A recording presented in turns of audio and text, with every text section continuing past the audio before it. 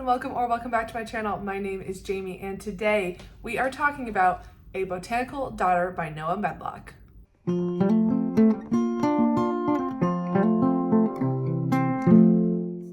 A Botanical Daughter by Noah Medlock. This is a 2024 new release. It came out in May of this year, and this was one of my most highly anticipated reads of 2024. I was so excited to get my hands on this book.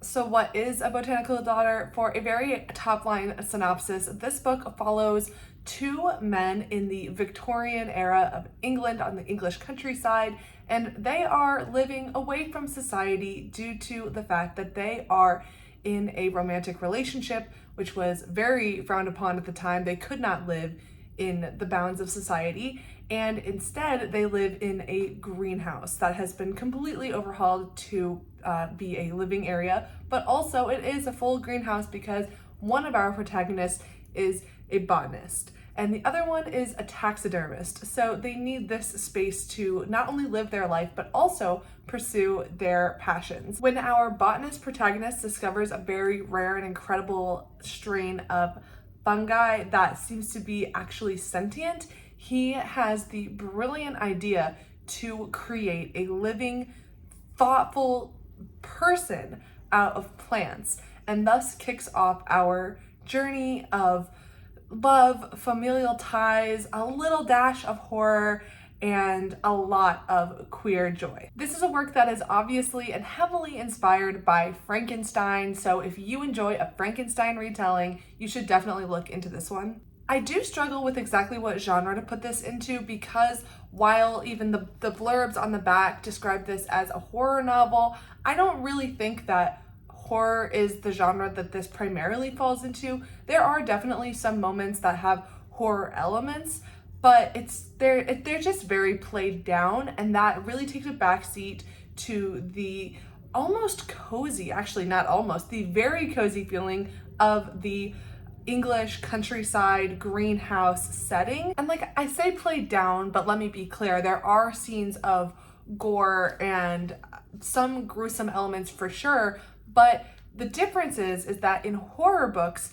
the plot and the movement of the story relies on tension, on there being a buildup of fear that the reader feels. And that is not what's going on here. There is very little to absolutely no tension in this story. There are, like I said, dark elements, there are dark moments, but the movement of the story is not very tense at all.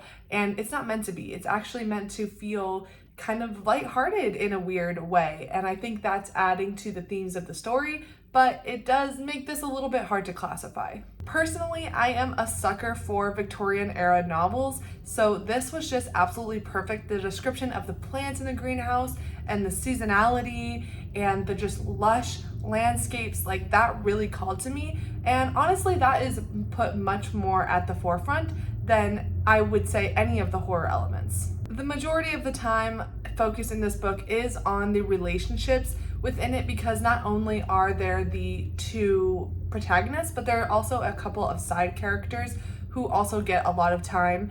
And I feel like that is really where the focus of the story is. It's about them all and their relationships to each other, as well as this kind of ongoing struggle between whether or not to continue with this experiment. But I'll read just a couple of the blurbs and quotes so that you can get a better understanding of what type of book this is. So this one says, an intoxicating hybrid of blood, botany, and old-timey charm. An extraordinary tale of family, fungus, and more than a dash of bloody revenge from an exciting new voice in queer horror. Beautifully macabre and monstrously, joyously queer. Dark and charming, bursting with eccentricity. Yeah, this all does definitely fit into the way that I felt about this book. I did find it to be very charming, I think is a good word for it. Again, the horror elements are just, there are a couple moments where it does get a little bit gory, but nothing crazy, honestly. And they are just so far in between all of the lush, charming aspects that really are what the book is about. So how did I feel about this book? Well, I definitely found a lot to enjoy in here. I loved the characters. I adored the setting. It was just pitch perfect. The descriptions in here, fantastic. I really think Noah Medlock did a great job with the description and the writing of this story. I found it very easy to read while still kind of having the fun of that Victorian era language. I found it accessible for the most part, and I really was intrigued by the premise. So I liked a lot of this. But with that being said, it's definitely not a perfect book, and I think that is just due to the fact that this is a debut.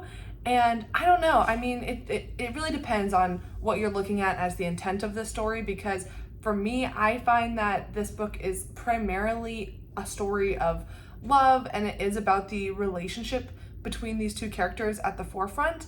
And I find that that is just where the focus kind of leaned, which is totally fine.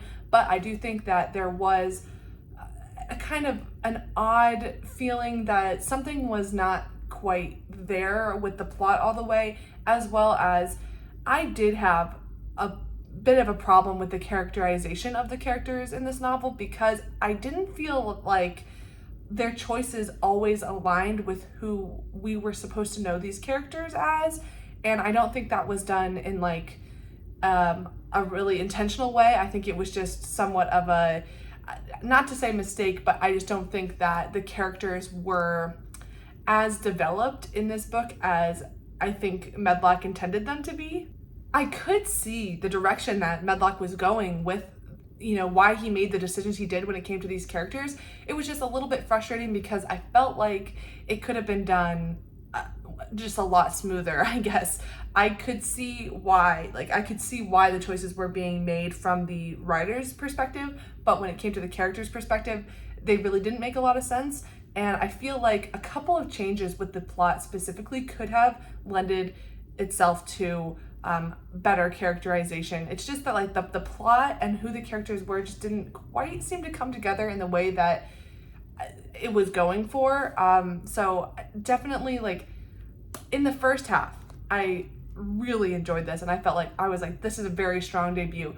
But for me, it did unravel in the second half. I saw the vision, but it just did not quite get executed, especially in the back half. But that being said, I thought the writing was really strong. I do give a lot of leniency when it comes to debuts, because it's just, you know, fantastic to see where an author can go from here, how much they can grow. And I definitely think this is a situation where, with a few more novels under his belt, Noah Medlock will really can kind of find that balance between the plot and the characters and make those connections and find those big thematic through lines that really tie everything together. Like, I can see the foundation in this book of a great storyteller. I think it just needs a little bit of help, a little bit more connective tissue to make this idea really work. Overall, though, I did love the atmosphere of this book. I loved the message. I loved the relationships. I love the premise. It's a fun concept, and I like the idea of doing this kind of cozy horror thing, but while also elevating it to a certain degree. That is something that really works for me. Just everything about this book I knew was going to be something that I enjoyed. So, and like, I was right in that. There was so much in here that was pitch perfect to me. Like I said, I just wish that it could have come together in the end just a little bit smoother. Overall, I did enjoy this book. Again, not perfect, but strong for a debut. And that really is why I pick up debuts, to see who is going to be the next author that I really cling to. And I definitely think that in the future, when Noah Medlock puts out something, I am going to pick it up, because this is very strong. It's a perfect read for Pride Month or any time of the year. So if you are interested in this premise, you should absolutely check it out. Thank you guys so much for watching. Let me know down in the comments below, have you read A Botanical Daughter? What did you think of it? I would love to hear your thoughts. And I hope that you have a wonderful rest of your day, week, month, and year. And I hope to see you next time. Thanks so much. Bye.